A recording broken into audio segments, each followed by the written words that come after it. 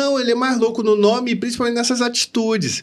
Então, por exemplo, quando ele perdeu um pênalti, uma repórter chegou para ele e falou: você pediu desculpa aos companheiros por ter perdido o pênalti? Ele falou: eu não matei ninguém. Eu pedi desculpa, e quem tem que pedir é quem come a mulher do outro. Eu bati um pênalti, negócio das 4 oportunidades. Ah, mas você ligou para os seus familiares? Não, não morreu ninguém. É normal perder um pênalti. A menina não entendia isso. Então, assim, as atitudes do louco, falar na cara o negócio, entendeu?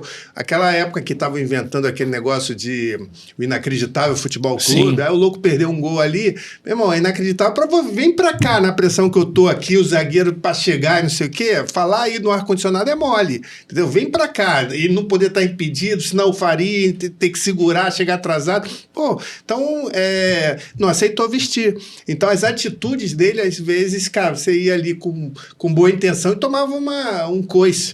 Aí, por isso, o louco.